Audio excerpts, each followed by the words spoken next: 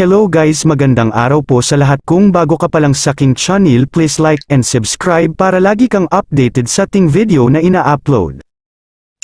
Benepisyo ng ampalaya sa kalusugan, alamin dito. Kilala bilang ampalaya ang bitter gourd o bitter melon.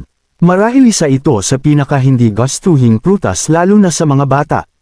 Ngunit nananatiling maraming Pilipino ang naniniwala na marami at higit pa sa isa ang sustansya ng ampalaya. Sa artikulong ito, pag-uusapan natin ang benepisyo ng ampalaya ng suportado ng siyensya na magbibigay ng inspirasyon sa iyo na idagdag pa ito lalo sa iyong diet. Isa, siksik ito ng sustansya. Alam mo bang kabilang sa cucurbit o gourd family ang ampalaya na kinabibilangan ng iba pang minamahal na prutas tulad ng kalabasa at pakwan? Kaya naman hindi nakakagulat na tulad ng mga kamag-anak nito, puno rin ng sustansya ang ampalaya. Ipinapakita ng mga pagsusuri sa nutrisyon na mayaman sa carbohydrates, fiber, protein, vitamins at minerals ang ampalaya. Sa katunayan, sa lahat ng miyembro ng cucurbit family, ang ampalaya ang may pinakamataas na vitamin C content, mayroon din itong mas mataas na protein content kaysa sa kamatis at pipino. Bukod dito, naglalaman din ang ampalaya ng zinc, iron, phosphorus, magnesium, at calcium.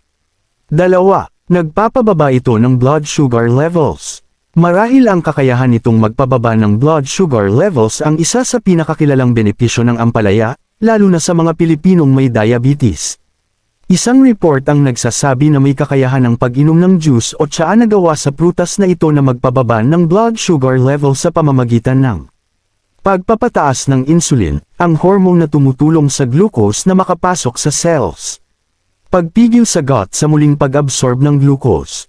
Pagpreserba sa islet beta cells na naglalabas ng insulin. Pagpapabuti sa paggamit ng peripheral glucose. Pagpigil sa gluconeogenic enzymes na tumutulong sa paggawa ng glucose mula sa non-carbohydrate sources. At panghuli, sinabi rin sa report na naglalaman ng anti-diabetic agents ang ampalaya na tumutulong sa pagpapabuti ng glucose tolerance. 3. Maaaring makatulong ito na palakasin ang kalusugan ng puso. Isa sa mga potensyal na benepisyo ng ampalaya na sinisiyasat ng mga mananaliksik ang kakayahan nitong gamutin ang hypercholesterolemia. Kahit limitado ang pag-aaral na ito sa hayop, nakita ng mga mananaliksik na isang potential supplement ang ampalaya sa paggamot ng hypercholesterolemia at mga kaugnay pang sakit.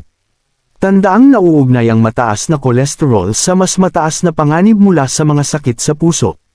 Ano ang iyong risk sa pagkakaroon ng prediabetes? Tingnan ngayon, ang iyong blood sugar level ay maaaring mas mataas sa normal. At risk ka bang magkaroon ng prediabetes? 4. May mataas itong antioxidants. Lubos na iniuugnay ng mga eksperto ang medicinal value ng ampalaya sa yaman nito sa antioxidants.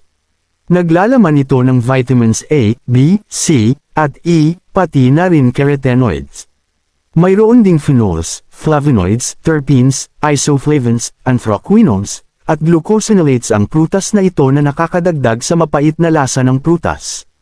Nakatutulong naman ang antioxidant sa pagprotekta ng cells mula sa free radicals, at nakababawas din ito sa pamamaga ng katawan. 5. Maaaring makatulong ito sa pagpapapayat. Kung nais magbawas ng ilang kilo, maaaring magdagdag ng ampalaya sa iyong pagkain. Dahil mayaman ito sa fiber, isa sa mga maaaring benepisyo ng ampalaya ang tulong nito sa pagbabawas ng timbang.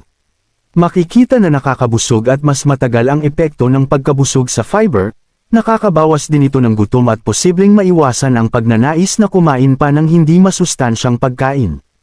Paano ihalo ang ampalaya sa iyong pagkain?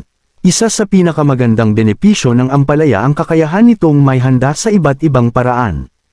Ihain ito bilang inumin sa pamamagitan ng pag-juice nito kasama ng iba pang prutas at gulay. Gawin itong tsaa. Gumawa ng smoothie mula sa durog at pinong ampalaya, magdagdag ng lemon at honey para sa mas masarap na smoothie, magdagdag ng ilang hiwa ng ampalaya sa ginisang baboy, maglagay ng hiwa ng ampalaya sa iyong vegetable salad, maaari ka ring gumawa ng bitter gourd salad o ensaladang ampalaya, at maraming magagawa sa ampalaya, maaari itong idagdag sa maraming kilalang pagkaing Pinoy.